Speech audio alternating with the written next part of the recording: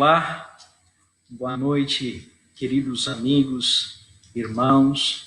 Boa noite a cada um de vocês que mais uma vez nos acompanha nesse momento tão especial, onde nós temos parado para fazer aquilo que há de mais importante, que é examinar a palavra de Deus.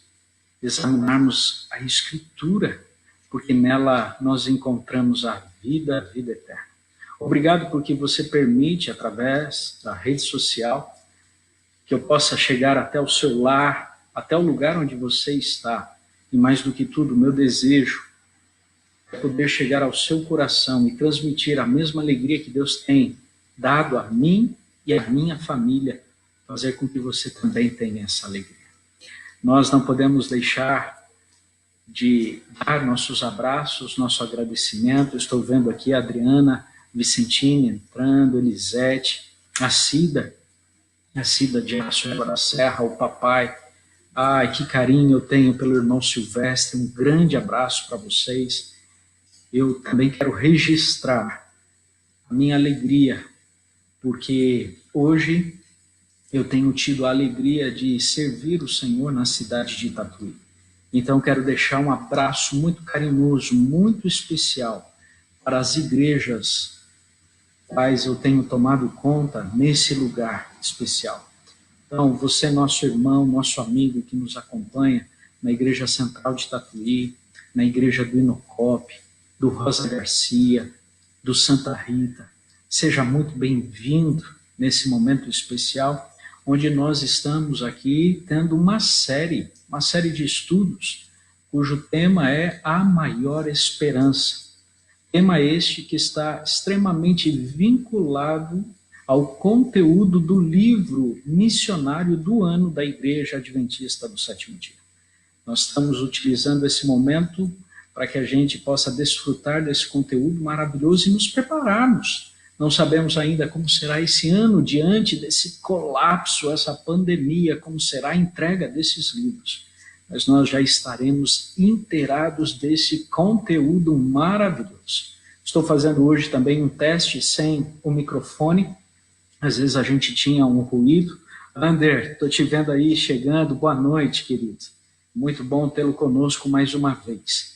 Para a gente ver se dessa forma você consegue me ouvir bem, sem nenhum ruído, e assim a gente não ter nenhum ruído na comunicação da palavra de Deus chegando até você. Mais uma vez, a Edna, boa noite, Edna, Fábio, Fabiano, que Deus continue abençoando vocês, família querida.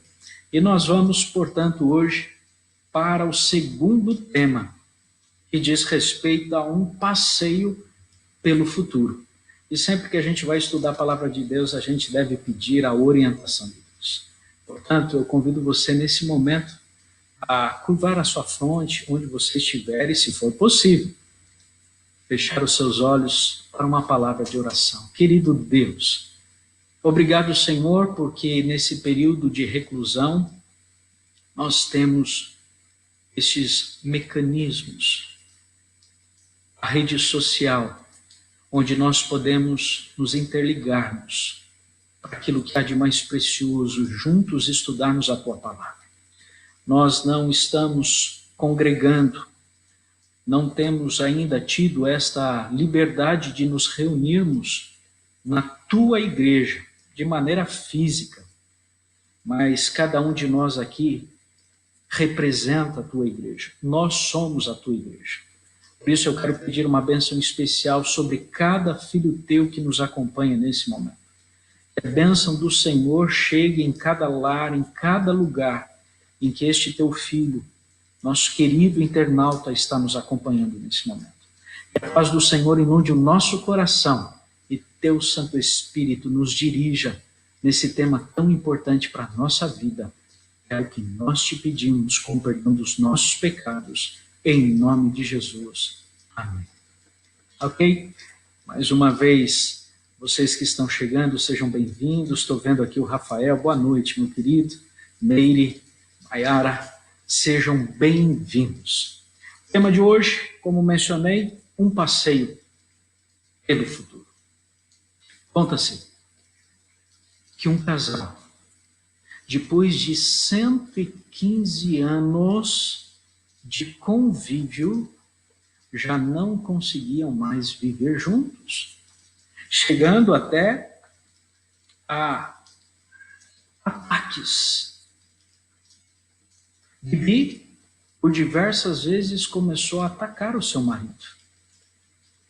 Foram chamados especialistas para tentar cuidar daquele casal, mas viram que não houve e não haveria solução. Depois de 115 anos vivendo juntos, precisaram se separar.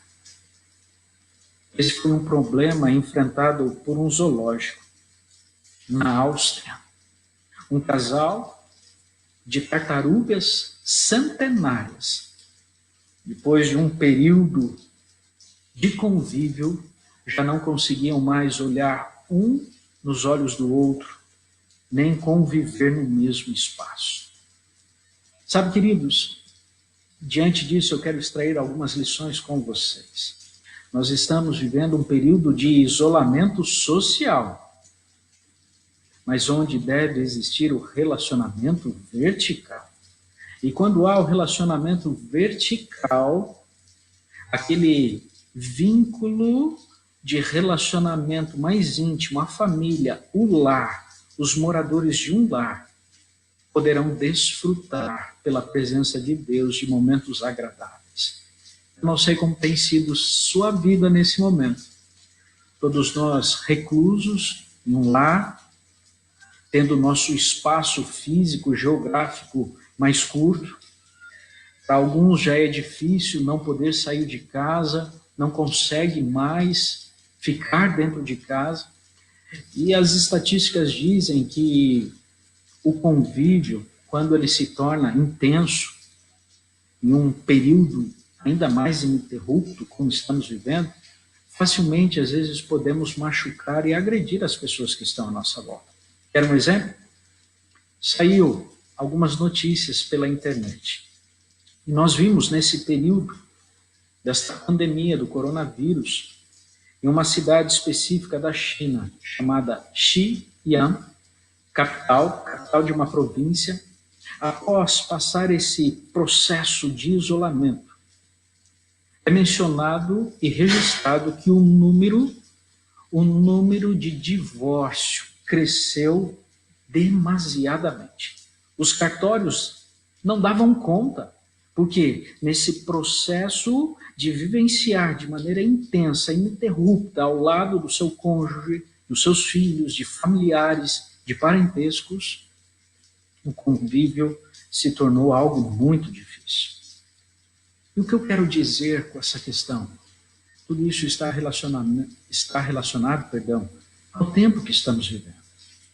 O tempo do fim, biblicamente, nós encontramos essa estatística, esta profecia, e as pessoas teriam mais dificuldade para manter aquele laço amistoso, amável, entre cônjuge, filhos, parentes e amigos.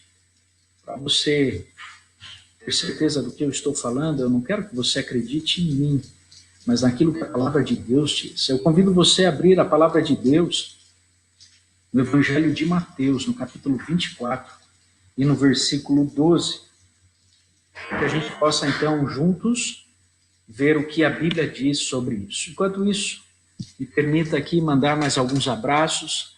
A Flaviane Oliveira, que bom que você está nos acompanhando.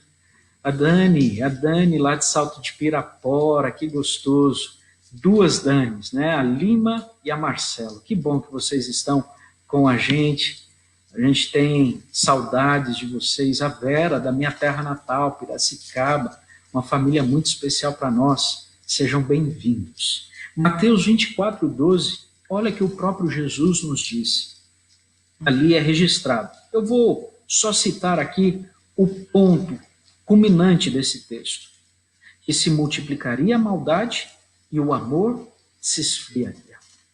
Queridos, infelizmente é isso que nós temos visto. Nesse período onde nós, como família, de repente poderíamos estar mais unidos. Em muitos lares, infelizmente, essa companhia e convívio amistoso não tem acontecido. Mas você que tem nos acompanhado, eu tenho certeza que esta bênção você tem desfrutado. Porque se você está nos acompanhando é porque você está buscando esse relacionamento vertical, para que exista dentro do seu lar esse convívio gostoso e prazeroso. Quando nós vamos à história da palavra de Deus registrada há séculos, o livro de Daniel, ele traz uma profecia muito especial. E é muito importante essa profecia porque ela está registrada nos livros históricos. Conta a história de um sonho que o rei Nabucodonosor teve. Em algum momento, leia esse capítulo 2 do livro de Daniel. E pode ir para o livro de Daniel, capítulo 2, porque nós vamos ler alguns textos de lá também. Mas me permita contextualizar, esse rei, ele teve um sonho, de maneira pontual e direta. Esse sonho, depois de ser interpretado por Daniel, porque Deus passou a ele o significado, revelou o significado. Ali, naquele sonho, tratava-se de uma estátua. E esta estátua tinha algumas características específicas. Haviam 4 metais que se destacavam: o ouro, a prata, o bronze e o ferro. No capítulo 7, nós também temos registrado, de maneira metafórica, algo parecido, só que agora não é utilizado metais, mas animais. 4 animais que representavam também os 4 grandes reinos, representados por um leão, por um urso, por um leopardo e por um animal terrível e espantoso. Que ponto eu quero chegar? Nos registros bíblicos narrados e historicamente comprovado, nós temos, de fato, o cumprimento destes 4 reinos, que foi a Babilônia, tudo isso começando no 7º século antes de Cristo, Babilônia sendo um reino mundial, que foi do ano 605 ao ano 539. Na sequência, nós temos os medos e persas, do ano 539 a 331, representado pela prata. Na sequência, nós temos a Grécia, Alexandre o Grande, que foi do ano 331 ao ano 168. E, por último, o reinado mais duradouro, Roma, do ano 168 a.C., e foi nesse reinado que Cristo foi crucificado, e vai até o ano 476 depois de Cristo. Mas o fato é que, após passarem estes reinos, esta estátua ela tinha os pés, e os pés eram metade barro e metade ferro. E esta simboliza a última fase da história desse mundo. Qual é o ponto? Por que eu estou falando de relacionamento? Porque eu estou falando da importância de nos relacionarmos. Porque os pés dessa estátua eram metade ferro e metade barro, por um significado. O barro e o ferro, eles não se unem, não há liga. E este é o retrato próprio do mundo atual. As nações se dividiriam de tal maneira que jamais se ligariam de novo. Isso é visto através de tentativas frustradas na história, eu estou falando da história, como o Sacro Império Romano Germânico, que tentaram uma unificação mundial e não conseguiram. A Espanha com Felipe II, a França com Napoleão Bonaparte, a Alemanha com Hitler, mas nenhum destes conseguiram mais uma vez um governo, um reinado mundial. Por quê? Porque a Bíblia já dizia que isso não mais aconteceria. Daniel capítulo 2, eu pedi para você abrir, acompanhe comigo. Quero, enquanto isso, dar nosso boa noite também para a Rose, que está ligadinha com a gente. Rose Santos, Capela do Alto, carinho muito especial por você, Ezequiel. Grande abraço a vocês. Daniel 2:43 diz assim: procurarão se misturar por meio de casamentos, mas não se ligarão um ao outro, assim como o ferro não se mistura com o barro. Olha só, queridos, até por casamentos, grau de parentescos, tentariam mais uma vez unificar um poderio sobre todo o globo terrestre, mas não aconteceu. Nós poderíamos, na história, se deparar com os europeus, onde existia no século XIX um grau de parentesco sobre todos os que reinavam naquele período, mas não conseguiram um governo unido. O fato é que tudo isso descreve o cenário da última revolução da história. O sonho da estátua termina quando uma pedra é lançada sem auxílio de mãos. E então essa pedra vem contra os pés daquela estátua e destrói toda ela, por uma razão. Porque Daniel, capítulo 2, versículo 34, menciona que esta pedra, sem auxílio de mãos que foi lançada, representa o reino de Cristo Jesus, que está voltando para nos buscar. Queridos, nós temos que entender que se não existe mais uma unificação entre as nações, entre as pessoas, e a gente vê essa luta até muitas vezes dentro de um lar, dentro de um casamento, isso é demonstração factual de que Jesus está voltando para nos buscar. E nós precisamos, sim, diferente do mundo, entender a importância do relacionamento com Deus, para que exista o relacionamento entre nós, familiares, e entre as pessoas também. No capítulo 2 de Daniel, os versículos 44 e 45 dizem assim: mas, nos dias desses reis, o Deus do céu levantará um reino que jamais será destruído, e que não passará a outro povo. Esse reino despedaçará e consumirá todos estes reinos, mas ele mesmo subsistirá para sempre. O grande Deus revelou ao rei o que vai acontecer no futuro. Certo é o sonho e fiel a sua interpretação. Jesus está voltando e por isso a gente vê que as pessoas cada vez mais se esfriam uma com as outras, uma nação com as outras. Um jovem alemão, Geraldo Marx, ele veio como imigrante e passou a morar no sul do Brasil.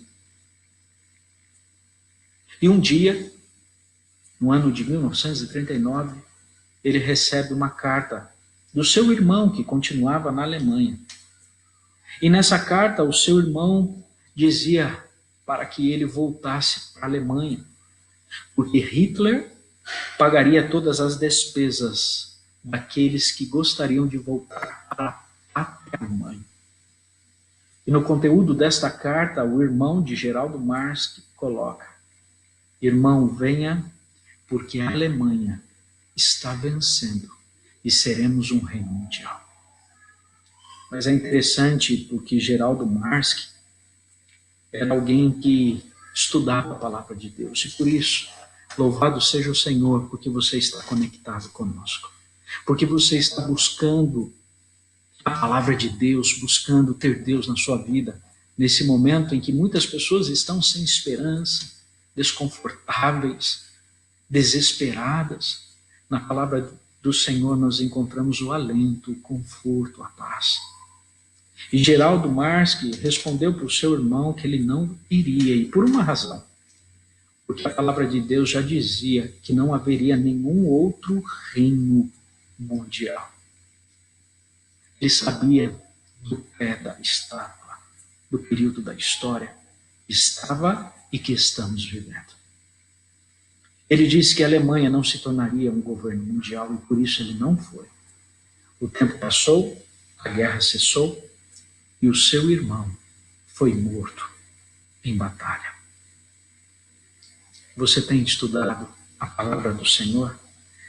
Queridos, na palavra do Senhor nós encontramos direcionamento, um norte para saber onde estamos e para onde nós vamos.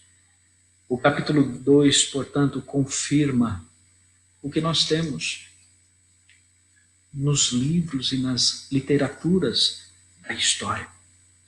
Toda a sequência dos impérios são comprovados hoje nos livros de história, algo que é registrado no livro de Daniel há séculos atrás, antes de tudo isso acontecer. Portanto, o cenário atual é de dissensão, de afastamento entre as pessoas, de profunda discórdia entre as nações. E isso, podemos ter certeza, é um cumprimento profético.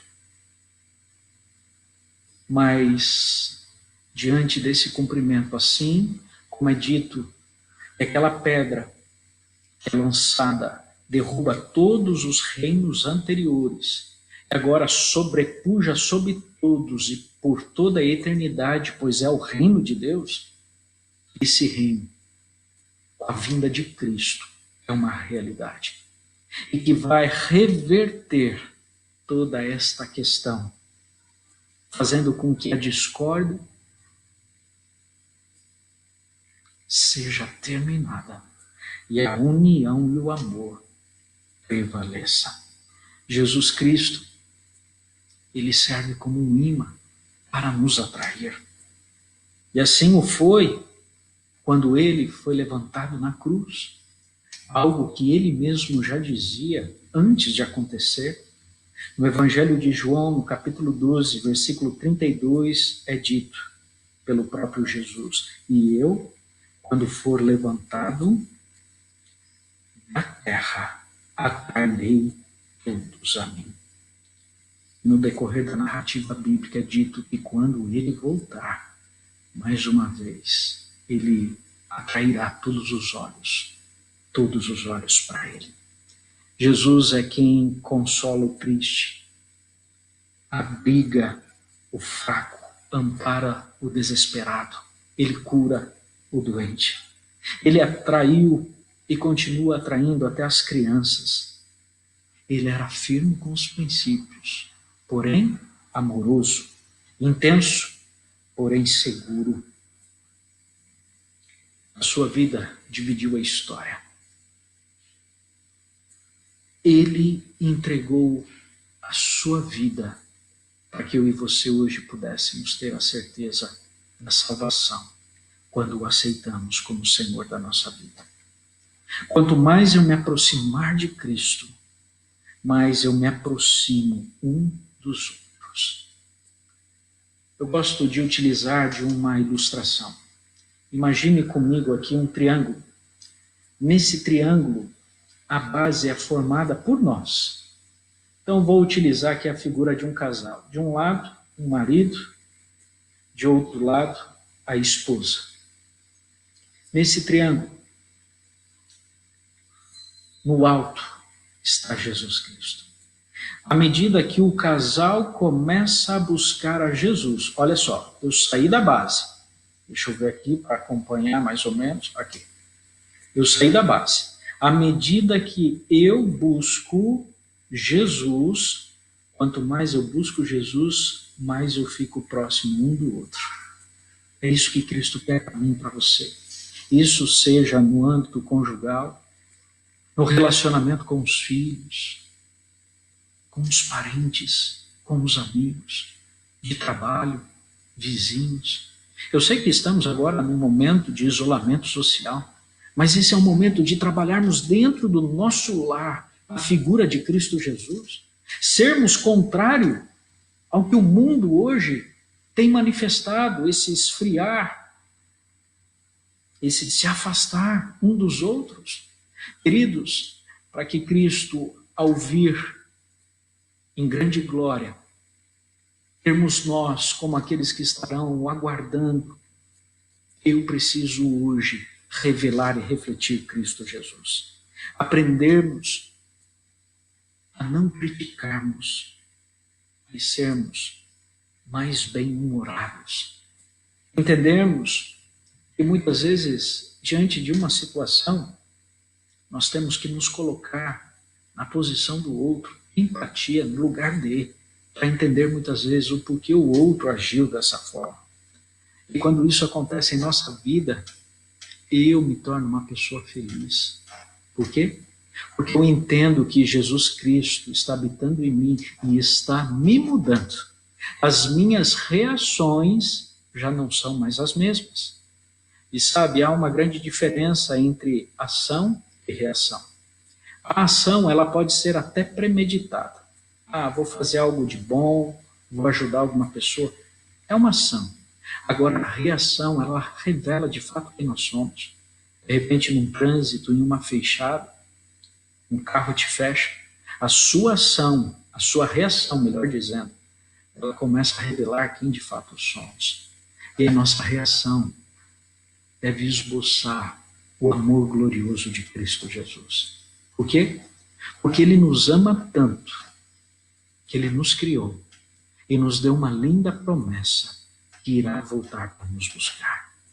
Isso está registrado no Evangelho de João, capítulo 14, versículo 3.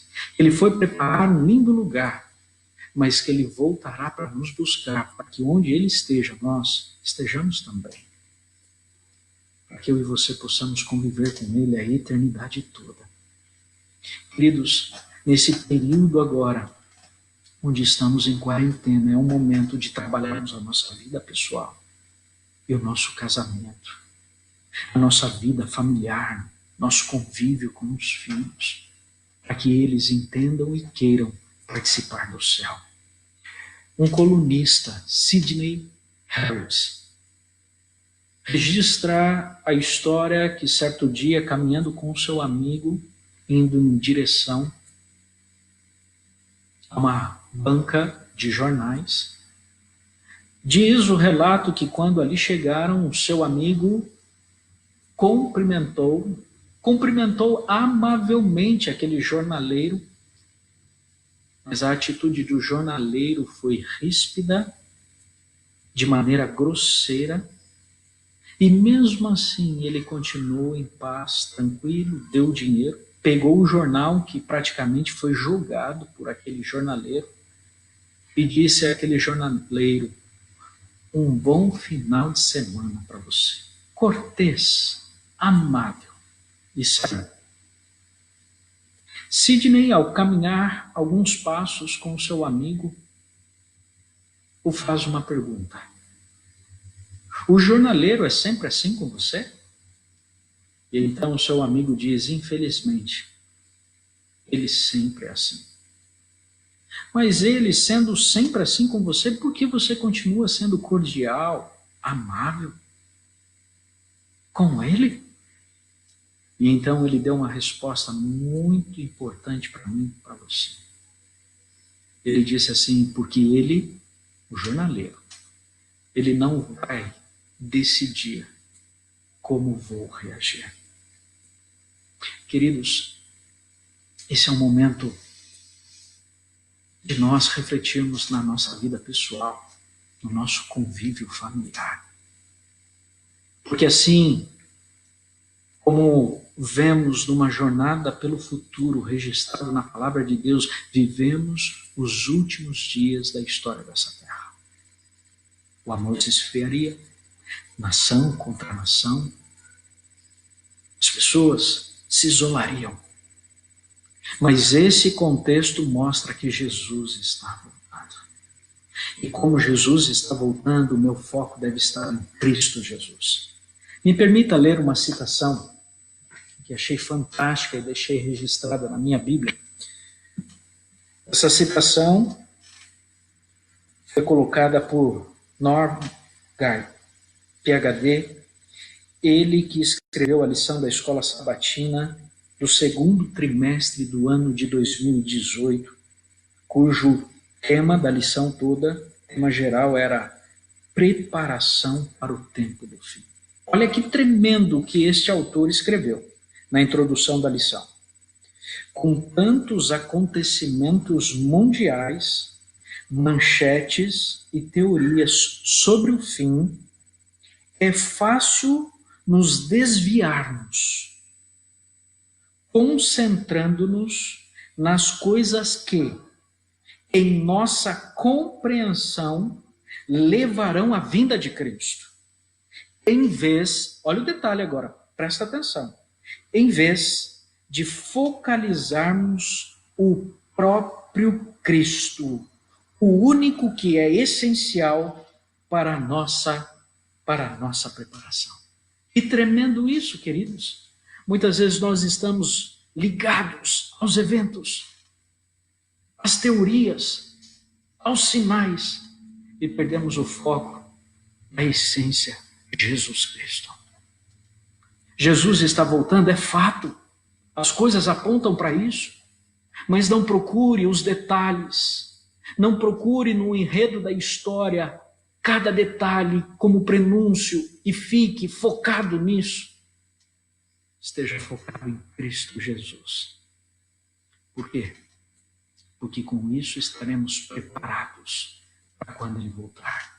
O estar focado em Cristo significa não viver mais o nosso eu, as nossas tendências falhas, mas viver Cristo significa ser amoroso, cortês, bondoso, perdoador.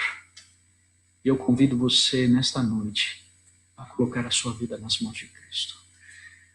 Mesmo quando alguém te fere, como aquele jornaleiro, que a nossa reação não seja a nossa, mas a de Cristo através de nós. Que possamos ser amáveis, bondosos, e possamos destoar do mundo que cada vez mais se separa, mas que nós tenhamos o amor de Cristo no coração que mais nos une. O casamento perdura, o relacionamento com os filhos permanece, o convívio com os parentes e amigos se tornam agradáveis. Esse é o meu desejo para mim e para você. Eu gostaria de orar com você nesse momento. Não sei se de repente no seu lar você tem enfrentado alguns momentos difíceis, todo convívio intenso, ininterrupto, muitas vezes causa isso. Algumas faíscas, fagulhas.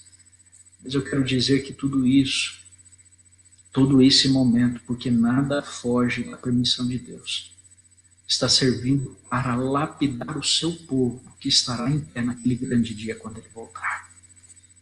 Eu gostaria de orar com você nesse momento, pedindo de Deus a intervenção dEle em nossa vida, para que o nosso lar seja um lar onde o amor de Cristo prevaleça e permaneça.